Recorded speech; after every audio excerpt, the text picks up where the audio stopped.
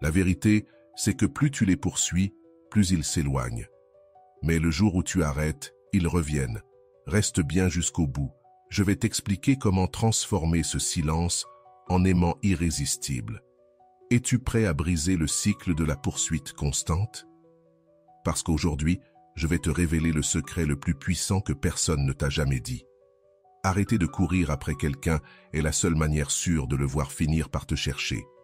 Oublie les supplications, les appels, les messages ou les explications qui ne font qu'épuiser ton âme. Le silence n'est pas vide. C'est une arme invisible qui met tout à ton avantage. Mais attention, peu savent réellement l'utiliser. Maîtriser cette stratégie demande du courage et un contrôle absolu. Si tu continues à t'accrocher, tu continueras à perdre. Veux-tu qu'on te cherche? Alors prépare-toi à comprendre pourquoi le silence est ton meilleur allié et comment le transformer en un aimant qui attire sans effort. Ce n'est pas un simple conseil. C'est la clé pour reprendre ton pouvoir et faire en sorte qu'on te regrette vraiment. Avant de commencer, prends un instant pour écrire en commentaire « Dès aujourd'hui, je choisis mon pouvoir ». Fais-le comme un engagement envers toi-même. C'est le premier pas vers la meilleure version de toi. Allons ensemble sur ce chemin. 1. Transforme ton énergie pour refléter la croissance et le détachement. Quand tu changes, même sans dire un mot, tout change autour de toi. L'énergie que tu émets quand tu es blessé, dans le besoin ou prisonnier du passé, a une odeur émotionnelle que l'autre personne perçoit, même à distance. Mais lorsque tu décides de rompre ce schéma, que tu respires différemment, que tu vis différemment, quelque chose d'invisible en toi se reconfigure et ce changement se voit. Pas parce que tu parles, pas parce que tu publies des messages indirects ou que tu fais semblant. Non, ça se voit parce que ta vibration ne supplie plus, ne s'accroche plus, n'implore plus. Ton énergie crie silencieusement « J'ai changé, je n'ai plus besoin de toi ».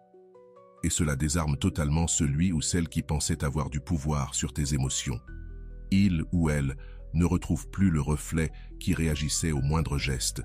Il ou elle ne ressent plus la dépendance déguisée en attention, ni l'attente déguisée en conversation. Maintenant, tout en toi transmet autre chose. Sécurité, progrès, silence, présence. Cette nouvelle version de toi déclenche des questions chez celui qui t'a pris pour acquis.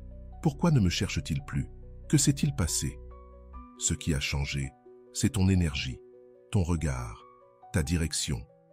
Tu as cessé de regarder en arrière dans l'attente d'explications ou de réconciliation. Tu marches désormais vers toi-même, vers tes projets, ton corps, tes pensées, ta paix.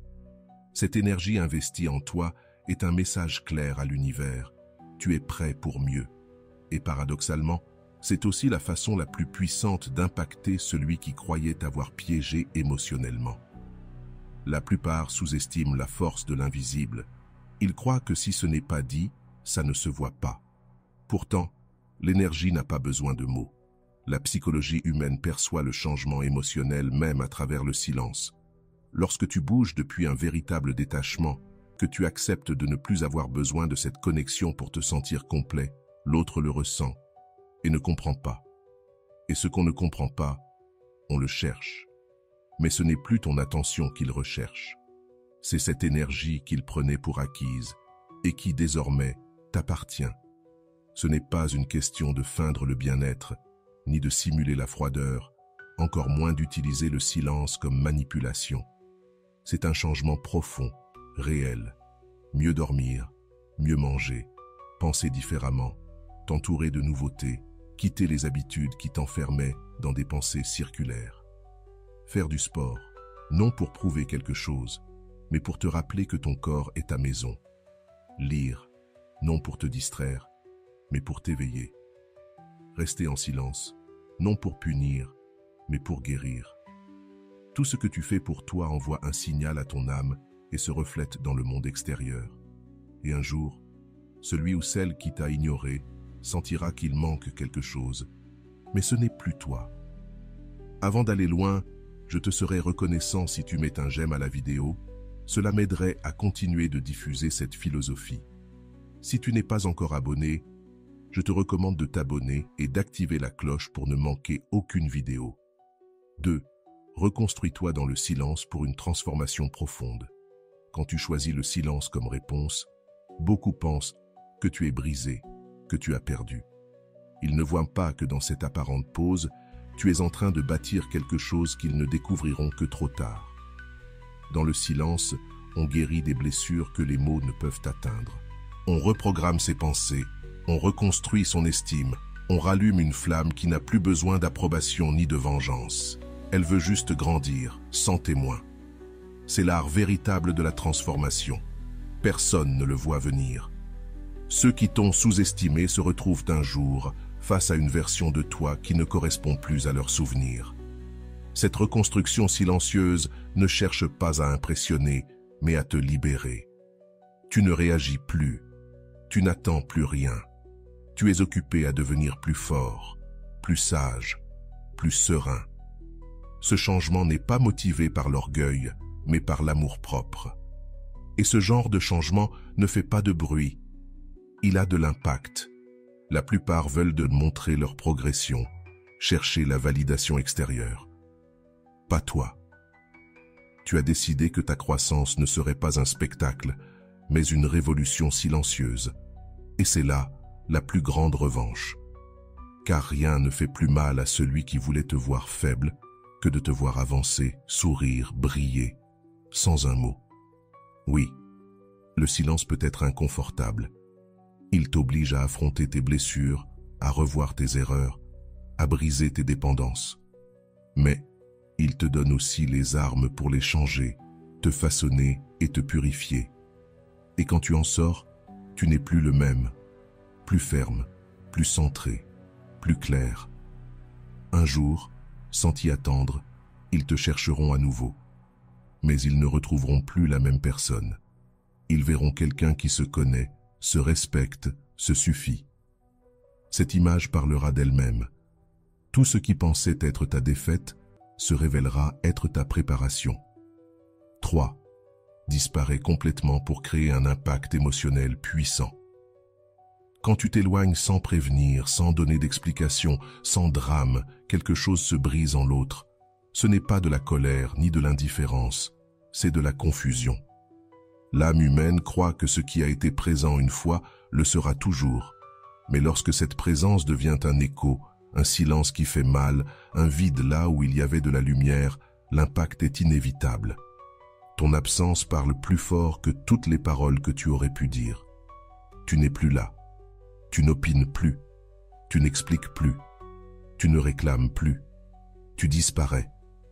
Et cette disparition devient un miroir dans lequel l'autre se retrouve face à sa propre perte. Cruel est le moment où l'autre se retrouve face à lui-même, sans toi. Le stoïcisme enseigne que lorsque tu renonces à vouloir contrôler l'autre et que tu te concentres sur ta propre conduite, ton silence devient un véritable pouvoir. En te retirant complètement, sans laisser la moindre trace, sans offrir la moindre miette émotionnelle, tu brises la dynamique qui maintenait l'autre dans son confort. Il n'y a plus de garantie, plus d'accès. Ce qui était acquis commence à faire mal par son absence. Ce n'est pas de la vengeance, c'est du respect pour toi-même. C'est choisir de ne plus insister là où tu n'es plus valorisé. Et lorsque tu le fais avec fermeté, sans vaciller, sans chercher le moindre signe, quelque chose de puissant se produit. L'autre commence à ressentir le véritable poids de ton absence. Beaucoup croient qu'insister, parler ou expliquer changera quelque chose, mais non.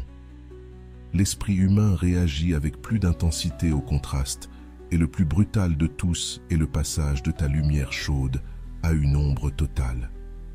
La disparition est une tempête silencieuse. C'est comme fermer brusquement une porte qui est toujours restée entr'ouverte.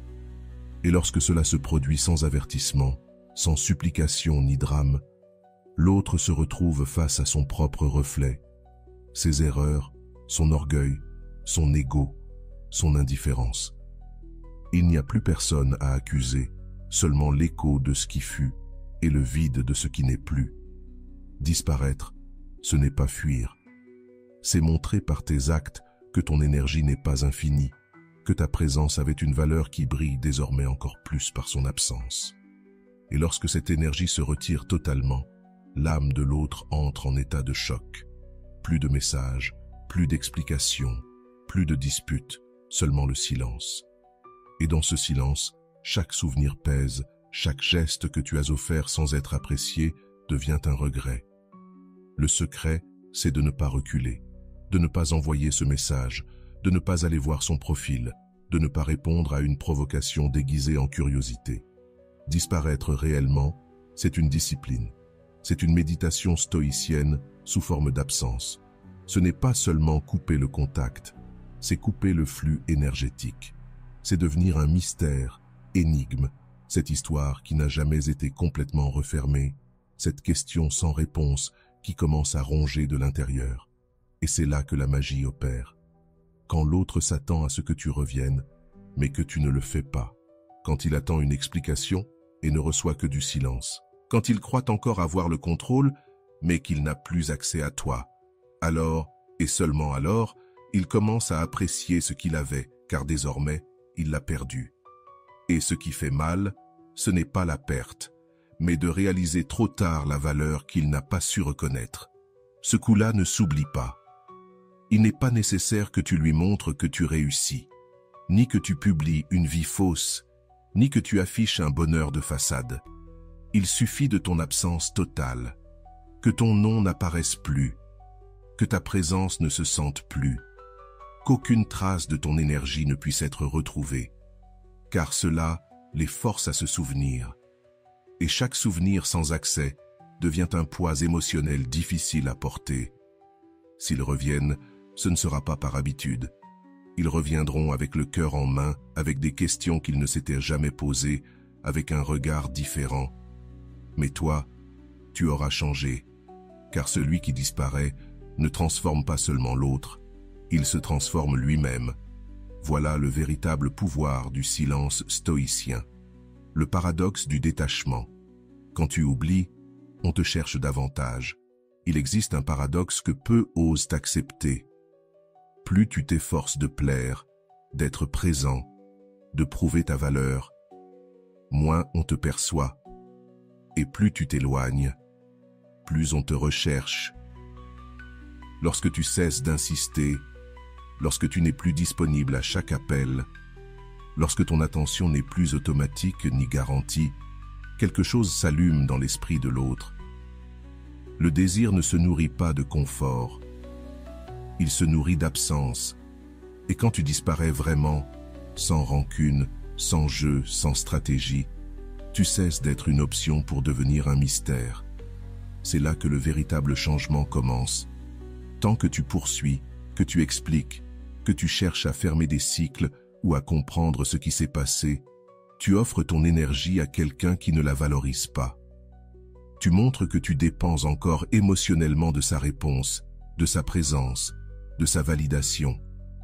Mais lorsque tu fais ce coup près radical, lorsque tu te concentres sur toi, ta paix, tes objectifs, lorsque tu n'investis plus une seconde à vérifier s'il pense à toi ou s'il te regrette, c'est là qu'il le sent, car tu n'es plus là.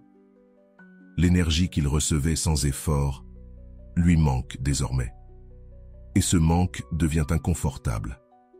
L'esprit humain fonctionne par contraste. Il ne valorise pas ce qui est constant, facile, garanti. Il valorise ce qui se perd, ce qui disparaît, ce qu'il ne peut pas avoir quand il le veut. Tu deviens alors quelqu'un d'imprévisible, d'inaccessible, d'impossible à manipuler. Tu ne réagis plus comme avant.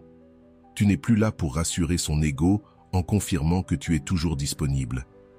Et c'est à ce moment précis que ce qui semblait être de l'indifférence se transforme en besoin. Le désir naît du vide, pas de la saturation. Il ne s'agit pas de jouer avec l'autre, mais d'arrêter de jouer contre toi-même, de cesser de mendier de l'attention émotionnelle, de comprendre que la plus grande preuve d'amour-propre, c'est de ne plus investir dans quelqu'un qui n'investit pas en toi, et de le faire avec fermeté, calme et concentration, pas par dépit, mais par respect, parce que ton temps est précieux, parce que ton énergie construit, parce que ta présence a un prix. Quand tu commences réellement à te prioriser, sans peur, sans attendre de réaction, le monde le remarque. Et cette personne aussi. Elle commencera à se demander « Pourquoi n'es-tu plus là ? Pourquoi n'insistes-tu plus ? Pourquoi ne réagis-tu pas ? Pourquoi ne reviens-tu pas ?» Et dans ce silence, cette absence, cette imprévisibilité, l'intérêt renaît, pas parce que tu l'as manipulé, mais parce que tu es devenu quelqu'un qui se respecte au point de ne plus se donner là où il n'est pas valorisé. Et aujourd'hui, c'est rare, c'est magnétique, c'est irrésistible. Ton attention est une monnaie puissante. Utilise-la avec sagesse, car lorsque tu la distribues sans filtre, tu t'épuises. Mais lorsque tu l'administres avec conscience, tu deviens précieux. Et celui qui t'a perdu, qui croyait que tu serais toujours là, commencera à sentir le vrai poids de ton absence. Ce n'est pas immédiat, ce n'est pas magique, mais c'est inévitable. Personne n'oublie celui qui fut un jour lumière et qui est ensuite devenu silence.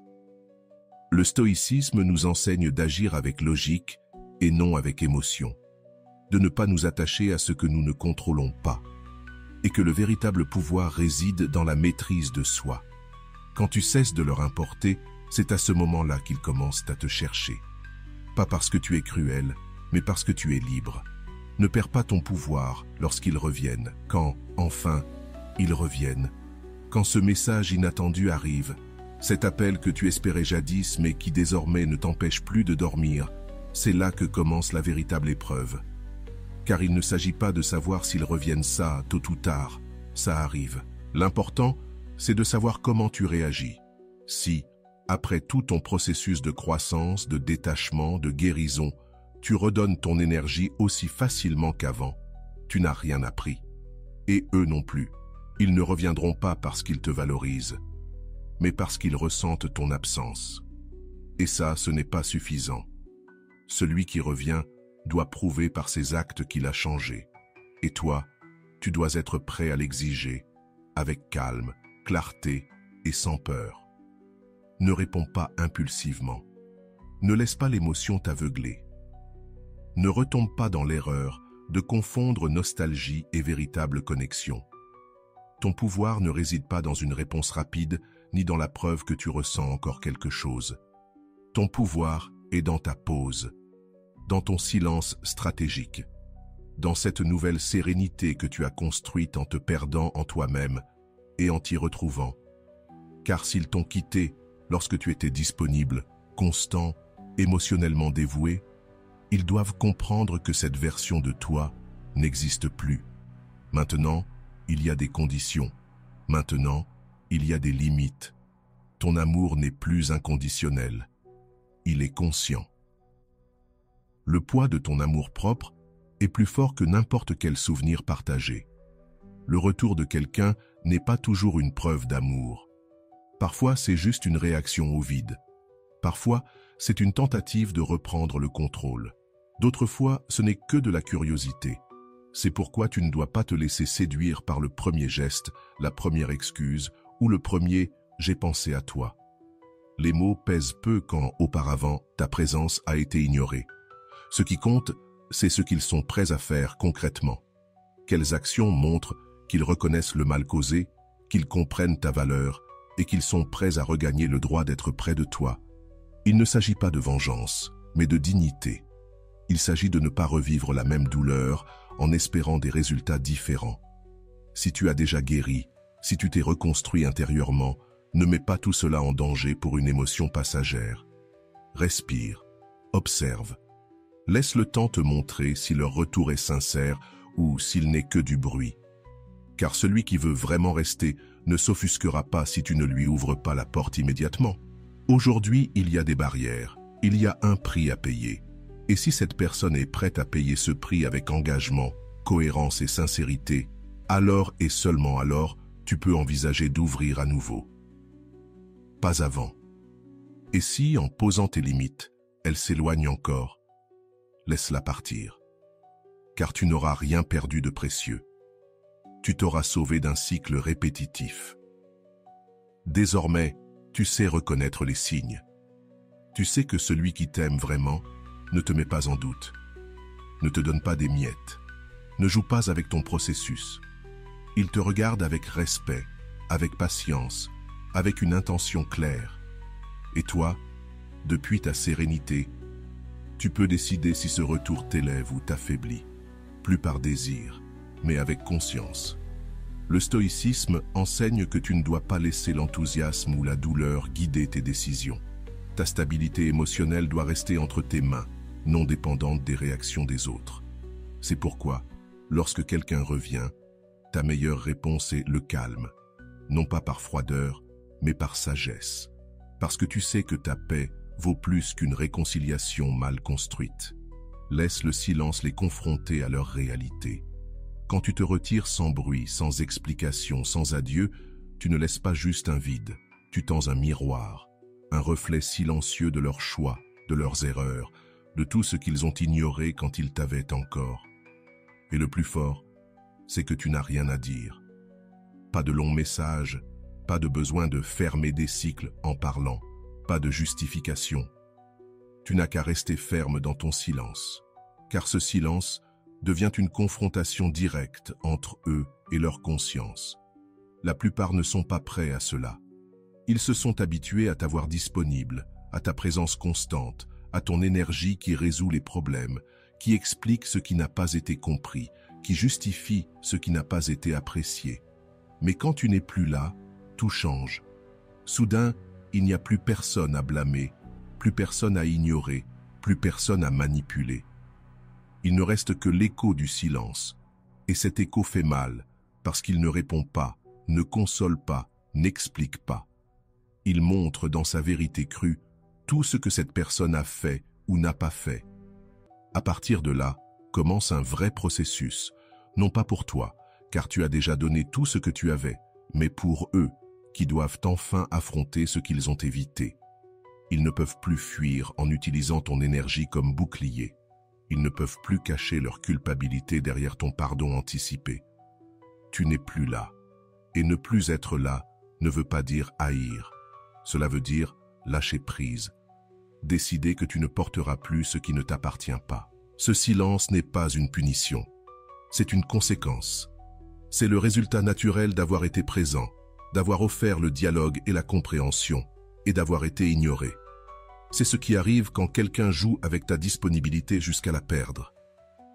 Et quand il la perd, il le ressent, non en mots, mais en vide.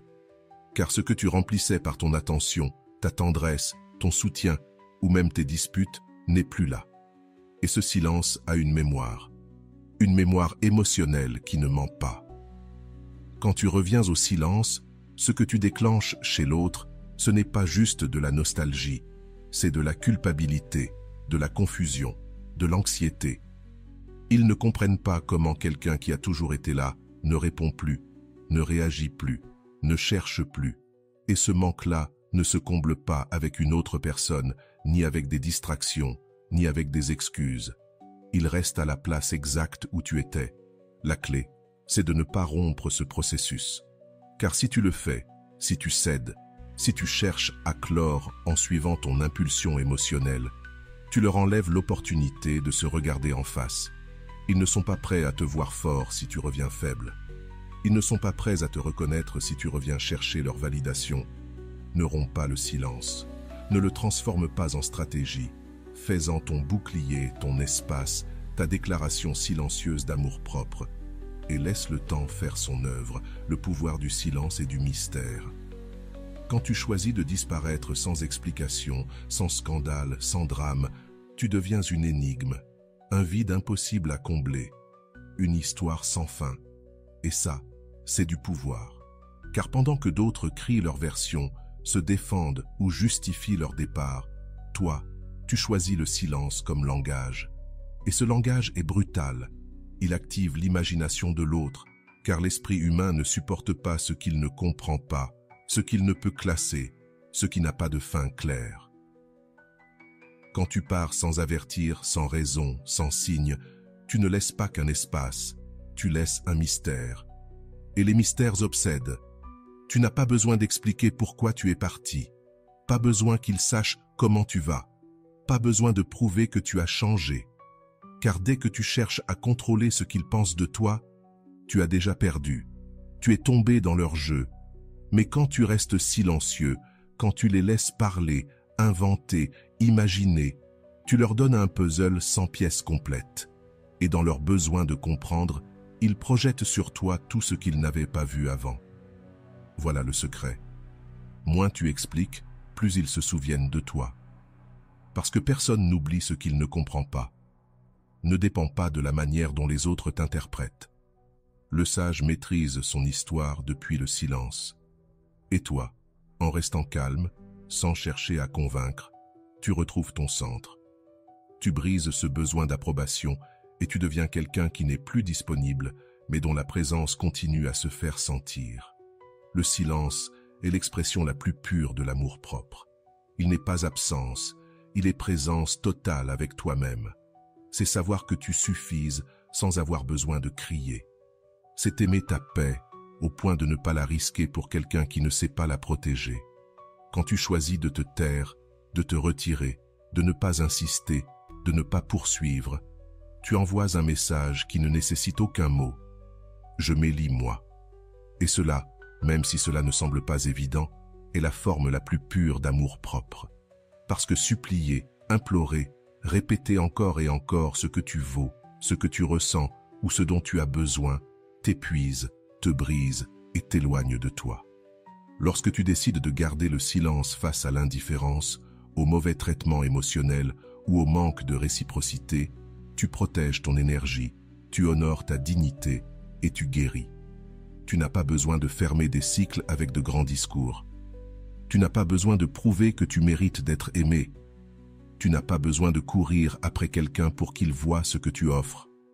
Quand tu te tais et que tu pars, tu montres clairement que tu refuses d'être une option pour quelqu'un qui a été ta priorité. Ce silence, que beaucoup interprètent comme de la faiblesse, est en réalité du pouvoir. Dans ce silence, il y a de la conscience, de la maturité et du respect pour toi-même. Et celui qui ne le comprend pas, c'est qu'il n'a jamais su voir la valeur de ta présence. La véritable transformation commence lorsque tu arrêtes de mendier des miettes émotionnelles, lorsque tu décides que tu ne vas plus dépasser tes limites pour plaire, lorsque tu comprends que l'amour que tu te portes ne se négocie pas, ne se conditionne pas, ne se brade pas. À partir de là, le silence devient ton bouclier. Non pas pour punir, mais pour préserver, pour protéger ton centre, pour te rappeler que ta paix vaut plus que toute validation passagère. Parfois, ceux qui s'éloignent le font en espérant que tu les poursuives, que tu insistes, que tu supplies. Mais lorsque tu ne le fais pas, lorsque ta seule réponse est un silence ferme et serein, quelque chose change. Ils comprennent qu'ils ne peuvent plus jouer avec ton énergie, que tu n'es plus disposé à négocier ta valeur. Et cela les déstabilise, car ils attendaient ta faiblesse et trouvent ton amour-propre. Ils attendaient tes reproches et reçoivent ton silence.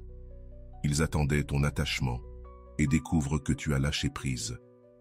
Ce n'est pas de la froideur, c'est de la clarté. C'est savoir que ton bien-être ne peut pas dépendre du comportement instable d'une autre personne. Comprendre qu'aimer ne signifie pas tout supporter, ni justifier l'injustifiable. Le véritable amour, celui qui commence par toi, c'est aussi partir quand il n'est pas accueilli avec respect. Être là pour quelqu'un qui n'est pas là pour toi, c'est te trahir. Et tu n'es plus disposé à te trahir. Alors, lorsque l'impulsion te pousse à parler, à clarifier, à expliquer, respire. Demande-toi si cet effort construit réellement quelque chose ou s'il répète seulement un cycle que tu ne veux plus vivre. Si cela ne t'élève pas, ne te protège pas, ne te nourrit pas, lâche-le. Et fais-le en silence, car il n'y a pas d'acte plus puissant que de se retirer sans bruit, le cœur en paix, sachant que tu t'es choisi. Le stoïcisme nous rappelle que nous devons agir avec raison et non avec une émotion débordante, que la sérénité est le langage du sage, que celui qui s'aime ne supplie pas et que celui qui a la paix intérieure n'a pas besoin de crier pour être entendu. La croissance personnelle attire inévitablement des changements dans ton entourage. Quand tu commences à changer pour de vrai, quand ton énergie ne réagit plus comme avant, Quand ta façon de penser s'élève au-dessus du drame, du besoin ou de la dépendance, ton environnement change. Non pas parce que tu le contrôles, mais parce que ce que tu projettes ne s'aligne plus avec ce que tu tolérais auparavant. Et là, il se passe quelque chose qui peut faire mal, mais qui est nécessaire. Les gens commencent à s'éloigner. Certains sans explication, d'autres avec des excuses, certains avec froideur, d'autres avec indifférence. Mais tous ont un point commun. Ils ne résonnent plus avec toi. Ce n'est pas une perte, c'est un nettoyage. La croissance personnelle n'est pas un chemin rempli de compagnons constants. C'est une route où, plus tu avances, plus tu dois voyager léger. Car tous ne sont pas prêts à grandir avec toi. Beaucoup ne te comprenaient qu'à travers ton ancienne version, celle qui avait besoin, celle qui dépendait émotionnellement. Mais maintenant que tu as changé, ils ne peuvent plus utiliser les mêmes stratégies. Tu ne réagis plus pareil.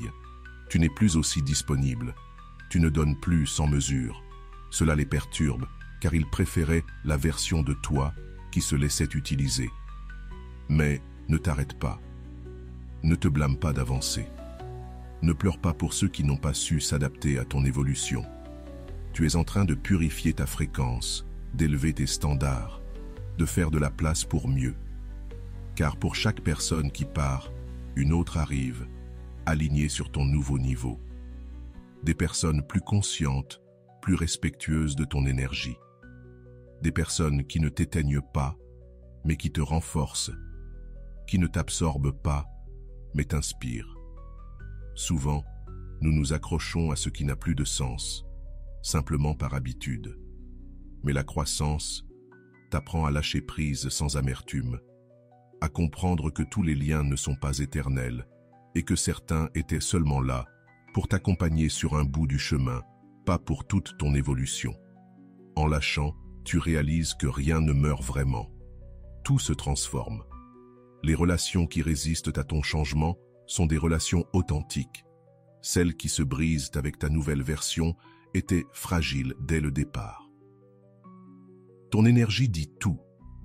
Quand tu grandis, cela se voit dans ta façon de parler, de choisir, de bouger. Tu n'es plus disponible pour des conversations vides. Tu ne t'épuises plus à justifier ta valeur. Tu ne cherches plus à t'intégrer là où l'on ne te respecte pas. Tu deviens plus sélectif, plus silencieux, plus profond. Et cela génère deux réactions. Le rejet de ceux qui veulent te garder tel que tu étais, et l'attraction de ceux qui vibrent déjà à l'endroit où tu arrives.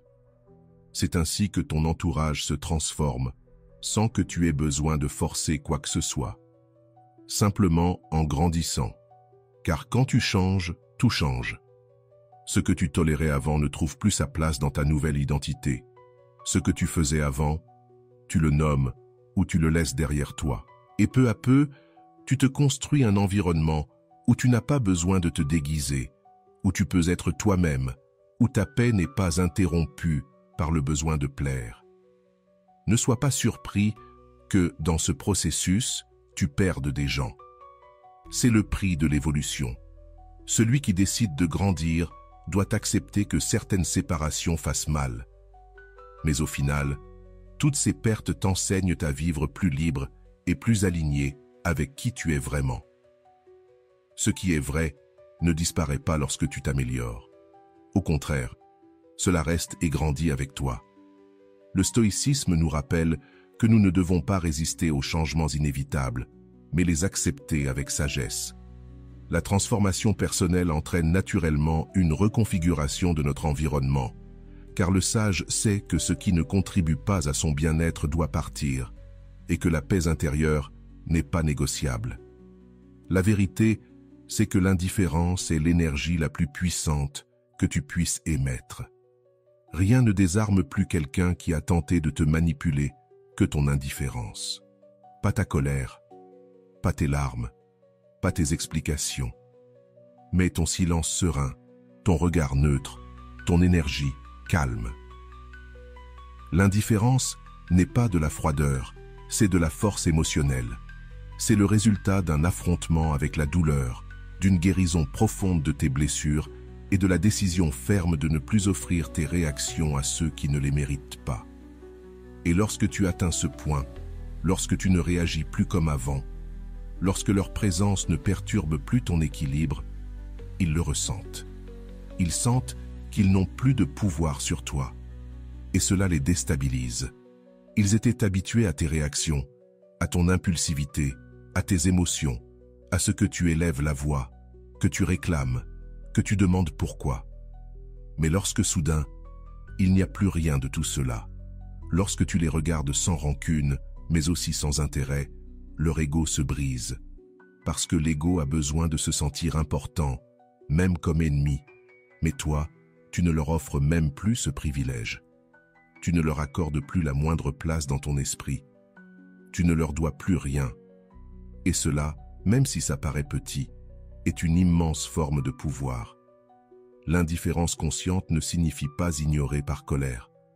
Cela signifie avoir tellement lâché prise, avoir tellement nettoyé ton intérieur, qu'il ne reste plus rien à protéger, rien à réclamer, rien à attendre. Tu as compris que ton énergie vaut trop pour être gaspillée à réagir à des provocations vides. Tu as compris que celui qui te fait souffrir ne mérite pas d'être au centre de ta journée. C'est pour cela que tu choisis de ne pas répondre, de ne pas chercher, de ne pas tomber dans le piège. Et dans cette calme maîtrise, ton pouvoir se multiplie. Ils le remarquent, non pas parce que tu leur dis, mais parce qu'ils ne ressentent plus ton attention. Et l'attention est une forme de nourriture émotionnelle. Quand tu étais là, même en colère ou blessé, ils savaient que tu étais toujours connecté. Mais lorsque tu n'es plus là, lorsque tu ne poses plus de questions, lorsque tu ne cherches plus à savoir, quelque chose s'active en eux. L'insécurité, le vide, le besoin de récupérer un contrôle qui leur échappe désormais. Parce que toi, tu n'es plus disponible. Et il n'y a rien de plus attirant qu'une personne qui n'a pas besoin de prouver qu'elle a guéri, car son indifférence parle pour elle. Ce n'est pas une question de paraître, mais de cohérence. Si tu as compris que cette personne ne savait pas te valoriser, pourquoi gaspiller encore tes mots? Si tu as vu comment elle t'a ignoré alors que tu étais le plus présent, pourquoi retourner frapper à cette porte? Le silence n'est pas une stratégie, c'est une conséquence. Et l'indifférence n'est pas du mépris, c'est une libération. C'est vivre sans ressentiment, mais aussi sans illusion. C'est savoir que tu peux être proche sans dépendre, que tu peux croiser cette personne sans trembler, que tu peux te souvenir sans vouloir revenir. Cette attitude neutre, cette présence solide qui n'a pas besoin de bruit, commence à se refléter dans tout ce que tu fais, dans ta façon de parler, de marcher, de regarder. Tu ne cherches plus l'attention, tu es concentré sur toi, sur ta paix, sur tes objectifs, sur ton énergie. Et sans que tu t'en rendes compte, cela change toute la dynamique. L'autre commence à douter, à se demander s'il t'a perdu pour toujours, si quelqu'un d'autre a pris sa place, si ce silence est réel ou joué. Mais toi, tu ne réponds pas, tu n'expliques pas, tu ne poursuis pas. Et dans cette absence de réaction, toutes les réponses sont déjà là. Le stoïcisme enseigne que celui qui maîtrise ses réactions maîtrise sa vie, et qu'il n'existe pas de force plus grande que la sérénité face au chaos. En pratiquant l'indifférence consciente, tu deviens inébranlable, car il n'est pas nécessaire qu'on te craigne, il faut qu'on te respecte. Et le respect ne se demande pas, il se dégage. Si tu es arrivé jusqu'ici, permets-moi de te remercier profondément pour ton temps et ton attention consacrés à cette vidéo. Avant de partir, abonne-toi à la chaîne si ce n'est pas encore fait. Je te laisse ici 2 vidéos qui pourraient t'intéresser. Prends soin de toi et à bientôt.